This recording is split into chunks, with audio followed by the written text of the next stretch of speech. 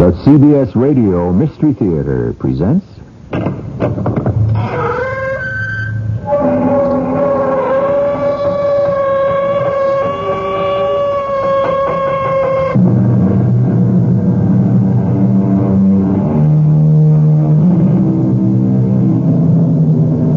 Come in. Welcome. I'm E.G. Marshall. You've often heard what the Frenchman said. Plus ça change, plus c'est la même chose. The more things change, the more they remain the same. You've heard it so often that by now it's become conventional wisdom. However, it isn't exactly true, because things don't remain exactly the same. There is a difference, very small perhaps, but it's oh so vital. Indeed, as another Frenchman said, vive la différence. Now, sir, I must inform you, you are about to undergo an illegal change. I understand. You are, in effect, going to give up your present consciousness, personality, psyche, and for all I know, even your soul. And you shall become an entirely different human being. Are you aware of that? Yes. And you still wish to go through with it? Yes. Prepare the circuits.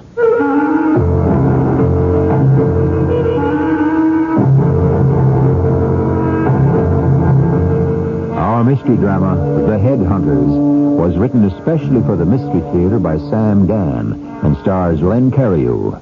I'll be back shortly with Act One.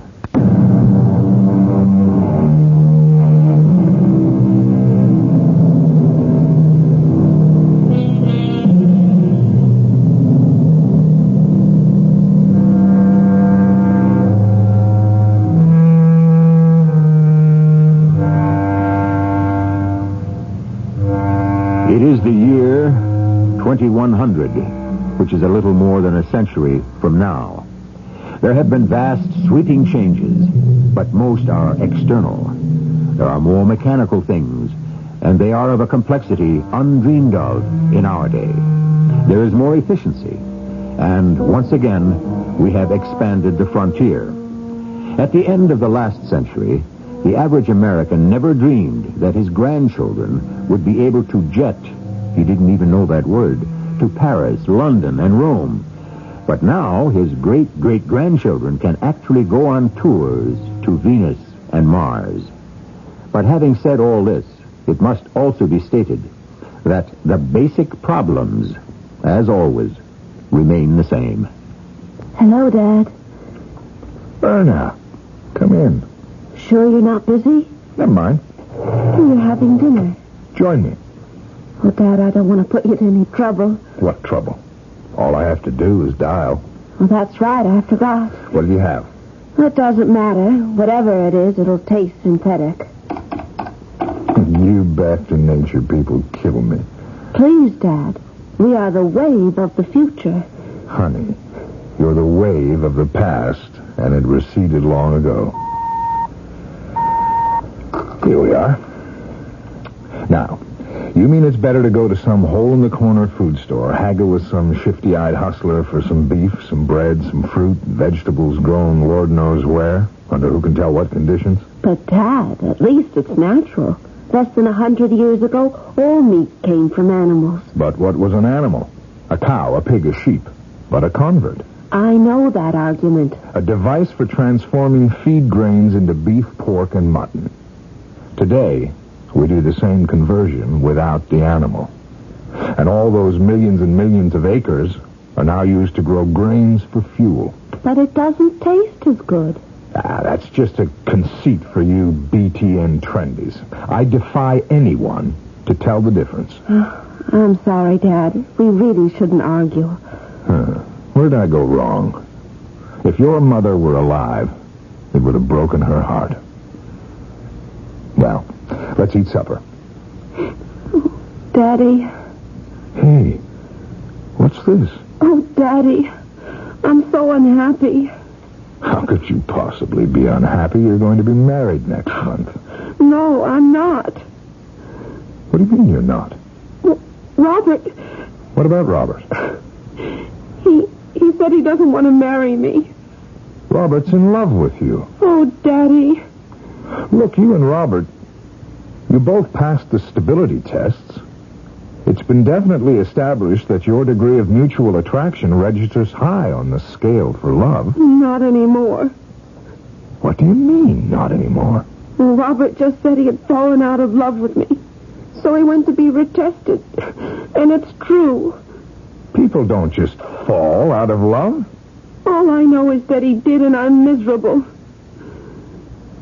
Yeah. Well, honey, I wish there was something I could do. You can't do anything. There is something I could say, but I'm sure you don't want to hear it. What's that? You're better off without him. Hello, Robert. Oh, Mr. Stearns. You were here in your official capacity as a police officer? But I'm not a police officer. Let that be your conceit. I'm a member of control. And would you explain the difference? Robert, I just want to ask you a very simple question. What happened? I don't really know what did happen, Mr. Stearns. I just woke up one morning and I was no longer in love with her. Just like that? You fall in love just like that, therefore you can fall out of it the same way. And that's what happened? Yes, that's what happened. I guess that answers my question.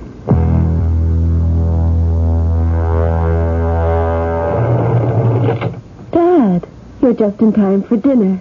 I hope you dialed it. That's going to be my secret. I will say, it's nice having you around the house again.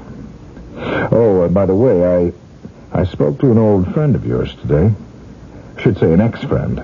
I bet it was Robert. You shouldn't have done it. Honey, I was just curious. I know you were only personally curious, but I'm sure Robert thought you were using your position to pressure him. I only wanted to know... Besides, it doesn't matter anymore. It doesn't? He's got someone else. Oh. A girl. Believe me, she's older than she looks. By the name of Arlene Delva. Delva? That name seems familiar. You mean you know her? No, I'm just trying to think. Well, the brassy, blonde, empty-headed type is what he really goes for. You were right. I am better off without him. Then can we say, all's well that ends well? I guess so. Well, shall we try dinner? Smells delicious. Tastes great, too. Tell me, did you really dial it? Or did you spend all day scrounging for the stuff and making it? You'll never know. And how did you spend your day, Mr. Controller? Controlling, as usual. And whom did you control? Let's see, what did we have? A thief. There are still thieves? Oh, yeah, they crop up. Why would anybody want to steal today? Nobody really has to do without the necessary things. True. But it seems to go deeper. So we changed him. And we had someone with homicidal tendencies. We changed him, too. We had someone with sexual identity problems. And we did the indicated changes there also. Dad, all my life I've been hearing this shop talk, especially when Mom was alive, about changing. Does it really work? Oh, yes, it does. You mean you can make a complete change in someone's personality? We can. It started more than 100 years ago. Only then it was called conditioning. You could use the power of suggestion to make people want to buy certain products. With audio-visual sensations, that would create a favorable attitude. It all went on from there. The techniques were refined, and now we're at the point where instead of changing just an attitude, we can alter an entire concept of life. I don't know if I like that. It can only be used by the state. Even so. And then only by a special court of justice warrant to cover a specific criminal case. I still don't like it. Well, the old way of treating criminals, which was based on punishment, was hardly better.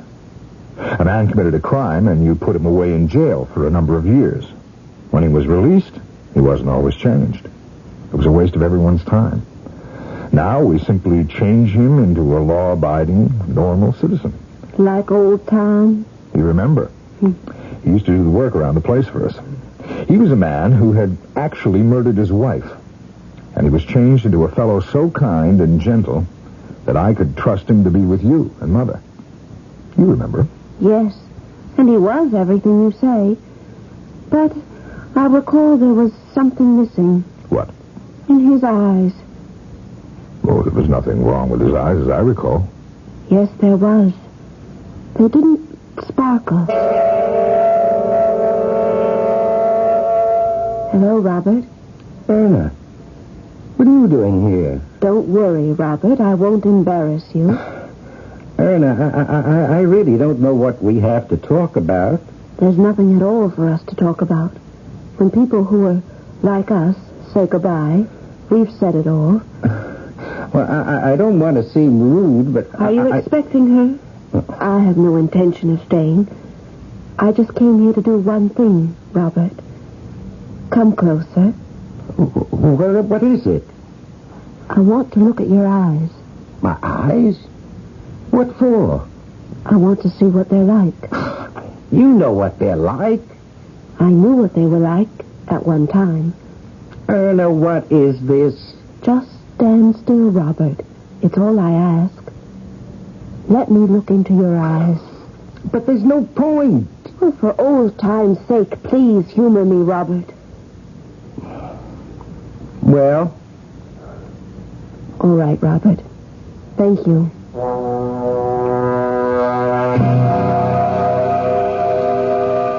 Now, Erna, darling, that's absolutely impossible. Daddy, I looked into Robert's eyes. They were the same as old times. You're making an extremely subjective judgment. I know what I saw. But it's absolutely impossible. Is it? And it's absolutely illegal. Are you telling me it couldn't happen? Someone couldn't have changed Robert? It can only be done under the proper government auspices. As I told you, you need a court order. Private citizens cannot do it. Why not? Private changing is illegal. It's the most serious crime anyone can commit in our society. Are you telling me no one's ever tried it? Besides, the investment in equipment is incredible. It would be absolutely beyond the reach of even the richest private citizen.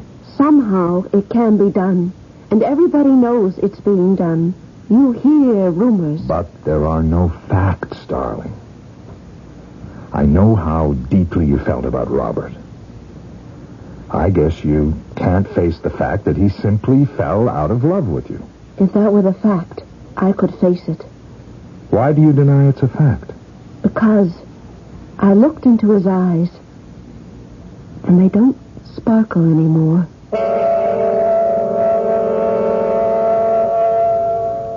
Hello, Carver. Busy? Through for the day. What can I do for you? The computer still alive? About to shut her down. Problem? I don't know yet. I'd like a scan. Do you have your warrant? You owe me a favor. Okay. It's very likely nothing at all. Can you do it now? I'll put in my bypass so that our little extracurricular activity doesn't register and will not appear on the duty roster. Now, what do you want scanned? The name is Delva. Who? Delva, I think. Well, does he have a first name? Probably, but I don't know it. Could save a lot of time if I had a reference point.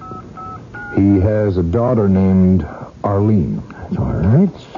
Let's see if that singles him out.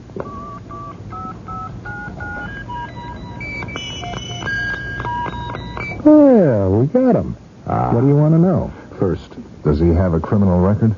Let's ask. Stand by. Delta, Maxima. One arrest. Find out what for. Charge watch. Head hunting.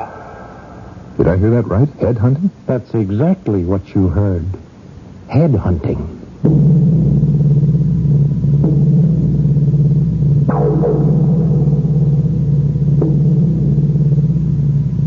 And that's exactly what we heard, too. Headhunting. Now, what's this?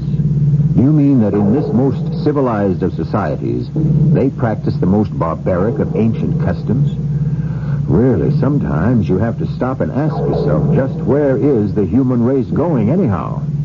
Well, I know we're going to come back with the second act.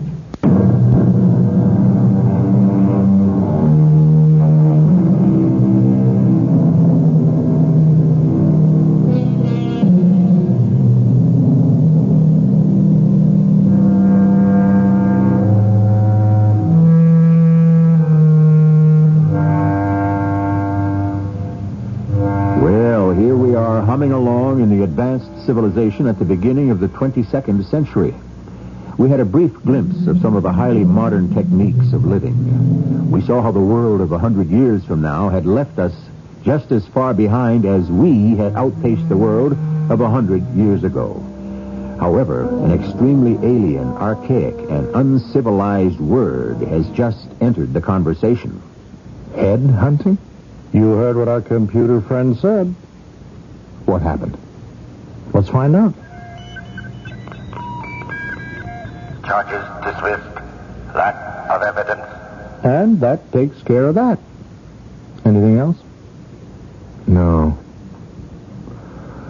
No, I guess not. So much for the twinkle in his eye. What was that you just said, Daddy? I did some very private investigating for you. Why? So I could lay something to rest once and for all. What's that?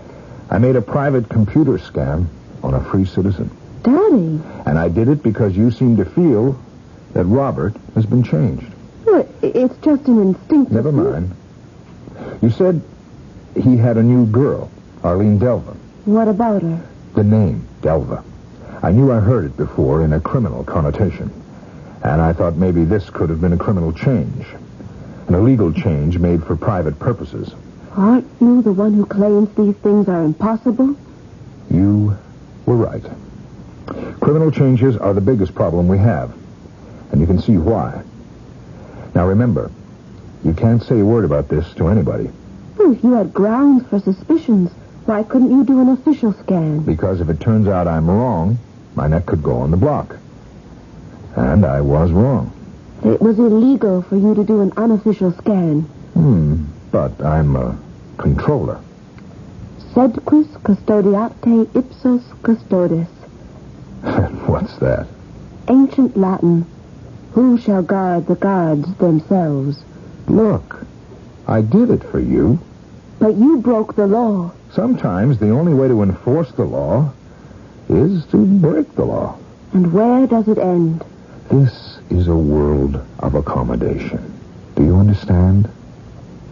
Sometimes you have to stretch a point here and there. Certain trusted people should have the right to take certain shortcuts. Should they? Otherwise, nothing will ever get done. Nah, I know it's bothering you. You do? You ask me where it ends. Honey, it has to end when a controller cuts a corner here and there. Not for the good of society, but for the good of his pocketbook. If you know what I mean. Yes, Daddy. I never took a dishonest dollar. I never will. I know that. I thought I'd run down the possibility that somehow your Robert could have been illegally changed. But it didn't happen. Yes, Daddy. Should we have some dinner? It does taste better when you cook it yourself. You see? Don't breathe a word outside. I could be ruined.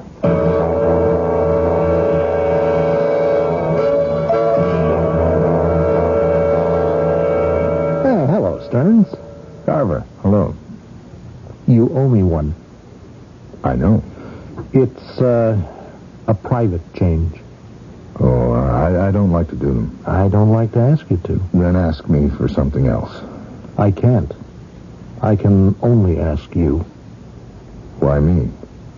Because only a top guy could handle it.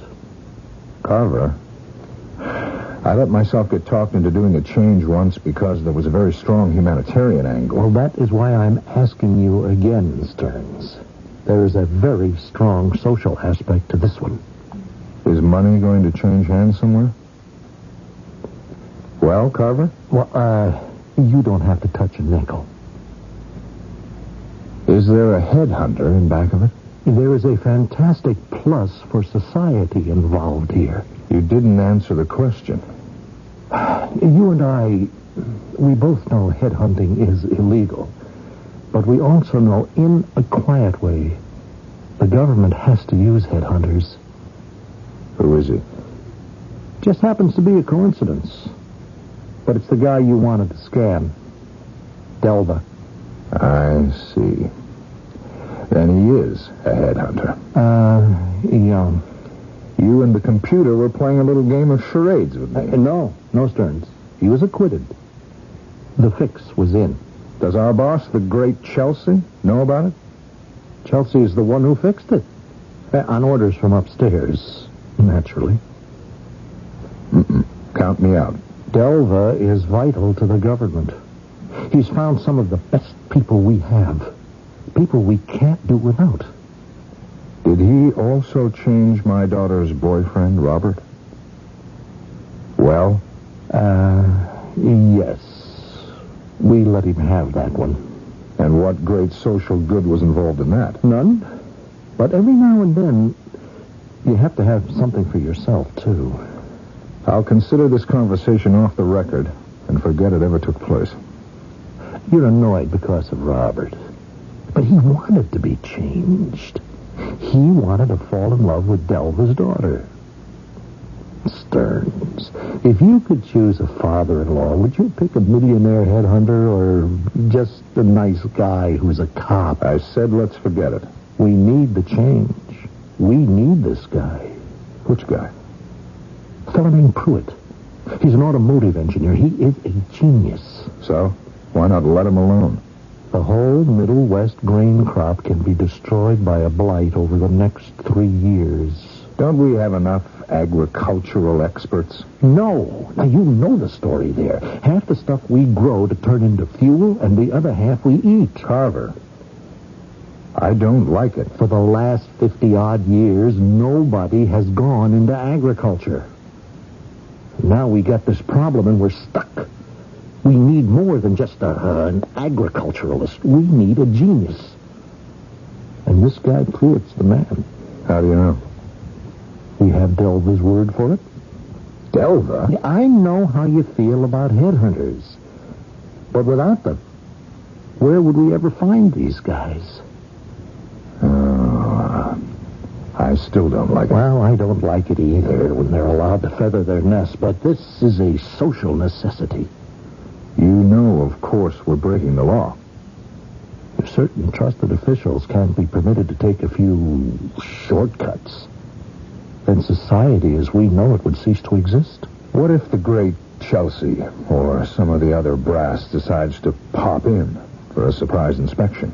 I think you'll find that everybody suddenly decided to go out of town for one reason or another.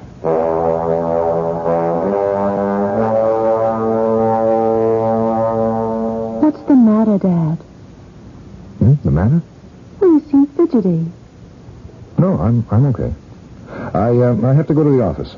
On a Sunday night? There's a report I should have studied, and I have to discuss it first thing in the morning. Okay. Erna, you know the talk we had? Which one? How did it go in Latin? Dipsy something? Oh, quis custodiate ipsos custodes. Who will guard the guards themselves? What about it, Dad? There's a lot to that. An awful lot. More than I ever thought.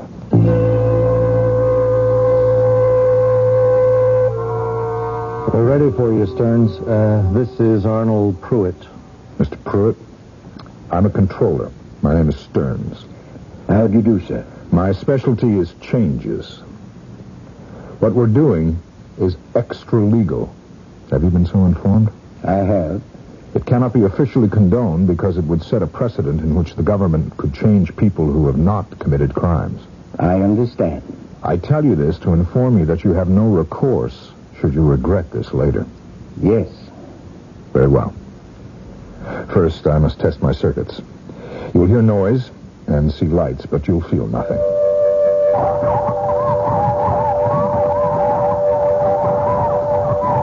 Good. Let me tell you what is going to happen. Right now, you are an automotive engineer. In 15 minutes, you should be an expert on agriculture. Do you know anything about agriculture? Oh, only in a very general way, and just those basics that may have been covered in elementary science courses when I was starting school. As you know, your brain is a series of circuits. These now are filled with all sorts of knowledge concerning automotive engineering. Yes. We must change the contents of those circuits. We have placed the entire science of agriculture into the banks of this computer. We shall then feed them into your brain. Will I forget everything about engineering? You will be at the same point in agriculture as you are now in engineering. It will be as if agriculture had always been your life's work. Mr. Pruitt? Will I be giving up something then? You'll be giving up somebody. The Arnold Pruitt, who was the engineer. He will become somebody else.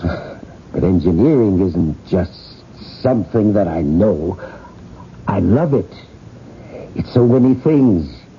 Memories, feelings. The first motor I ever put together when I was a kid, fixing the family car, school, winning all the prizes, graduating summa cum laude. How can you take all these things away?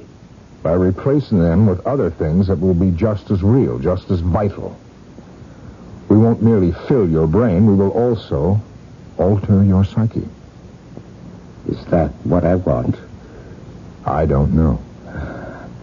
No one should be placed in a position to make a decision of this kind. But you placed yourself in this position. It is important, isn't it? They say I'm the only one who could solve the problem of blight. The country needs me. We can't live without the grain crop. Why is there blight? What are we doing wrong? That's what you would have to find out. It's a challenge. Do you realize what a challenge? Yes. An entire nation depends on the skill and resources of one man. How can I turn it down? How can I possibly back out now? Mr. Stearns. Yes, sir. Change me.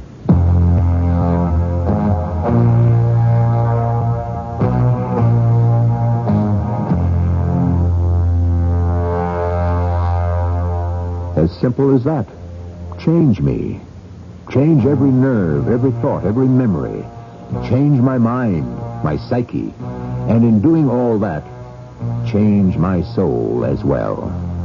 Evidently, there will be cataclysmic changes in Act 3, but let us make all of them.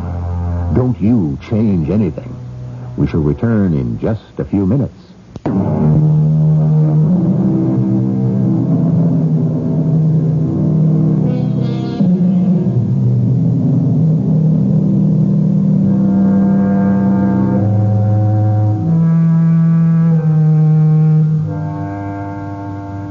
All kinds of new words have come into being during this most surprising century. Mankind has not only made the most sweeping changes in his environment, he has also made the most unbelievable changes in himself. And seemingly, there is no end to them. Change me, Mr. Stearns. Once again, Mr. Pruitt, and for the last time, I feel it only right to tell you. You'll be giving up all your memories. We must alter your entire person. Mr. Stearns, you said you would replace my present memories with others. How can you do that? How can I remember things I never experienced? It doesn't matter whether or not you've undergone certain experiences, just as long as you believe you did. Well, Mr. Pruitt, do I activate the changing mechanism? Change me. Fine. Relax, Mr. Pruitt. Carver, open the Genesis circuit.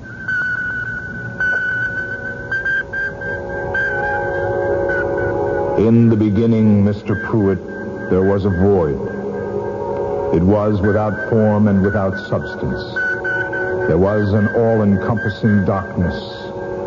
And then there was a cry. And a burst of light. And a voice. It's a boy. And then the world is filled with sounds, all sorts of sounds. Steps, windows, doors, voices. Especially voices. Tender voices. He's so beautiful, Frank. So beautiful. He is going to be somebody when he grows up. Of course, dear. President. No, he's really going to contribute something. What do you suppose? Something concerned with the earth. Do you know why? Because the earth is eternal, and all that is good for mankind must come from the earth. Yes, the earth. Arnold Pruitt, little Arnold Pruitt, you shall make the earth be fruitful and multiply its blessings for all mankind. You do know what he was talking about, down deep in your subconscious. From the very first moment of his life, a child knows what is being said all around him, and he understands it deep in his psyche or soul. Arnold Pruitt, we are what has been made of us from the moment of our birth. The child walks through the woods with his father. See how this earth is black, rich with nutrients. See how everything grows here. How beautiful. And the ideas, and the facts. Do you remember what you said in a history class in high school? Of course. And how proud you were? The history class. George Washington, first in war, first in peace, first in the hearts of his countrymen, and did you know that George Washington was also America's first agriculturist? He was. That's right. He was America's first scientific farmer. Yes. He introduced methods of fertilization and crop rotation.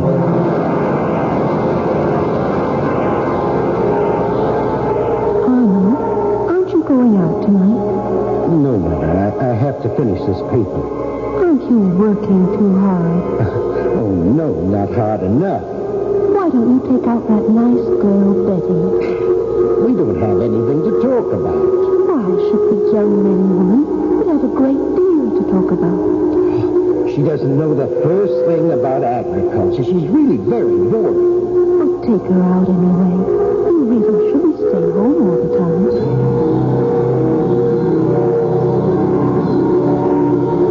You know, the basic thing is yield per acre. Really? In places in the world where people are starving, if you can increase yield per acre by even 5%, you're not just talking about a statistic. You know what you're talking about? No. Human life. An increase by even so much as a single bushel means you can save another human life. Valedictorian, the Grange Award, the National Bureau Fellowship. Look at this list. An unusual mind. You know who said that? The Secretary of Agriculture. He made the presentation. An unusual mind, he said. A genius. I always knew. I knew it from the day he was born.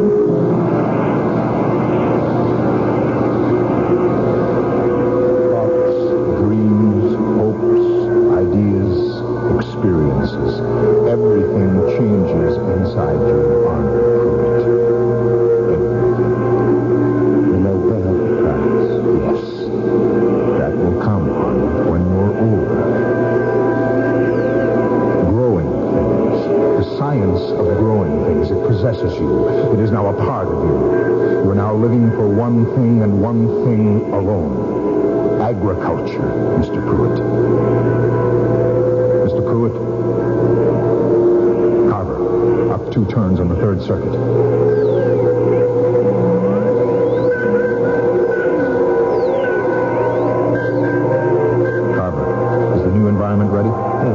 CBS, his home, his laboratory are all set up. His new assistants are standing by. Here goes everything. Okay. Everything full.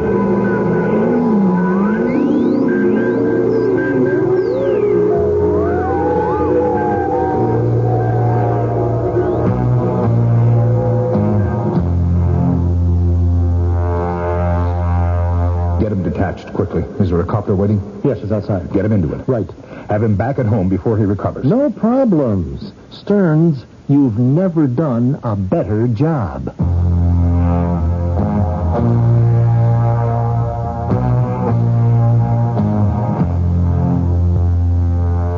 Did you hear the news, Dad, about the blight? Oh? What about it? It seems that 2 weeks ago, this agricultural scientist, Pruitt, I think his name is, anyhow, he thinks he knows what causes it. Yes? What? Well, it's a technical rigmarole, but the gist of it is that he has a way to beat it. Well, that's what counts, right?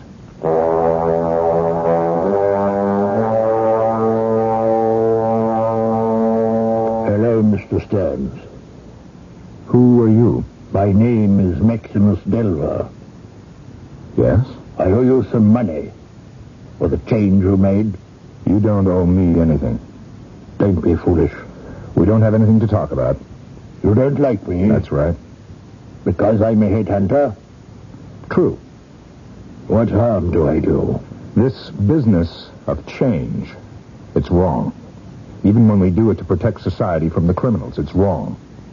We take away a man's free will.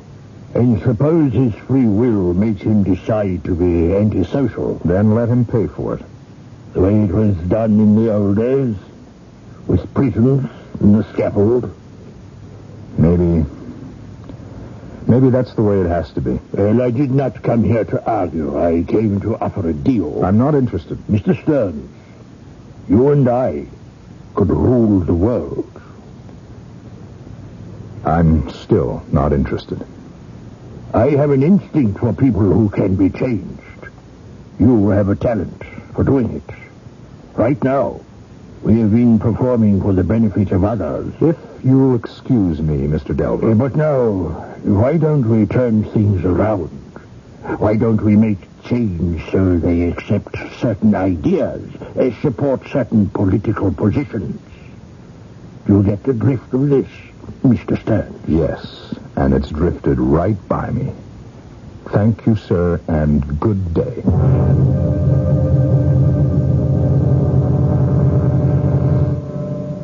Carver, we can work out a case against this Delver. Why? Why? He's up to his ears in illegal changes.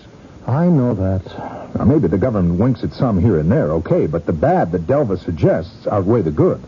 Well, what do you want to do? I want to ask Chelsea to begin proceedings. Don't. What do you mean, don't?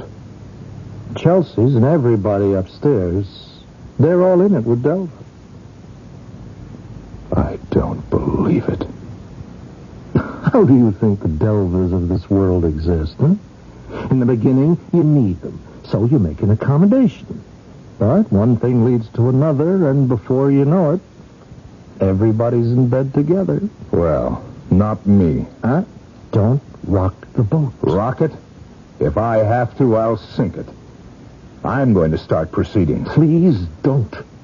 Don't make me invoke Control Regulation 460. What are you talking about? You know what 460 is. It authorizes any control officer to arrest another member of Control whom he suspects of antisocial activity. You're crazy. No, you are. What are you doing? You know what I'm doing. I am invoking 460.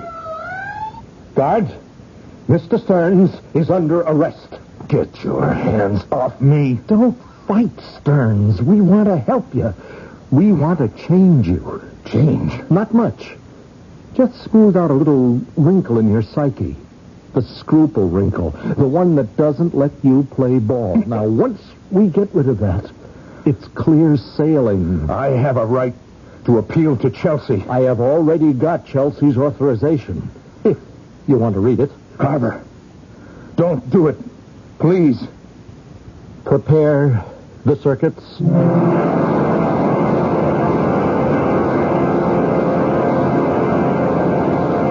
Daddy.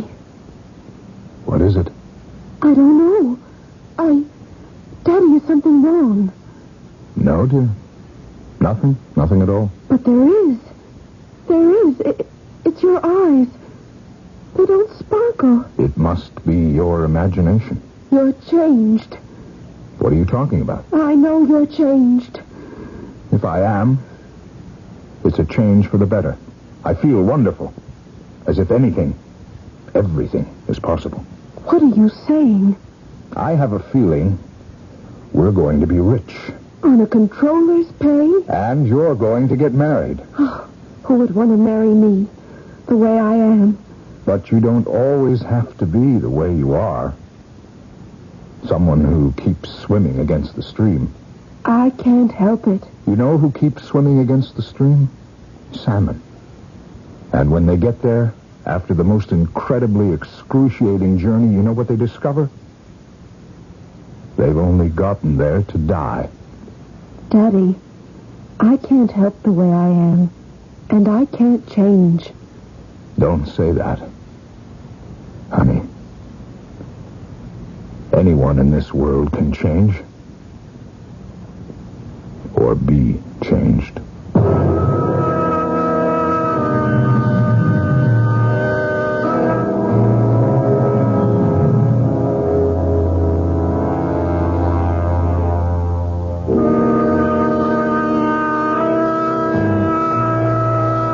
And he should know. Did he change her? Probably for her own good.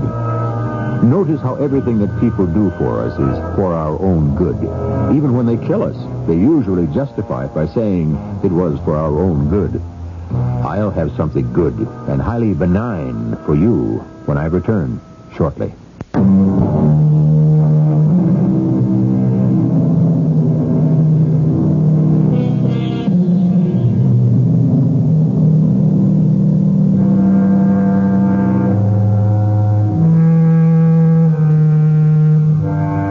What a delicate mechanism is man. How complex a machine.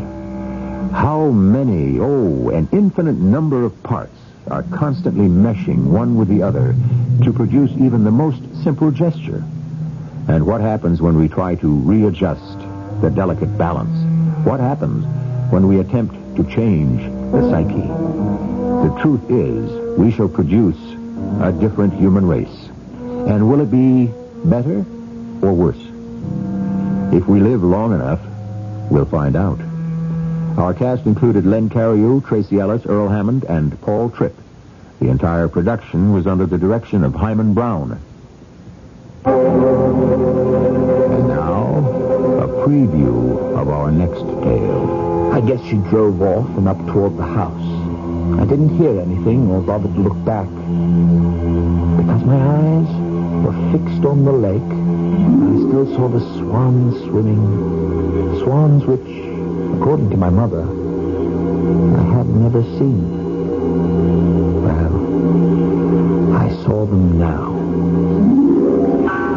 I sat on the bank of the lake under a willow tree, and I stared into the clear, still water. Oh, so clear I could see way down to the bottom. And there, at the bottom of the lake, I saw something that flooded me with feeling. Rage, impotence, and despair. I heard myself scream. This is E.G. Marshall inviting you to return to our Mystery Theater for another adventure in the macabre. Until next time, pleasant dreams.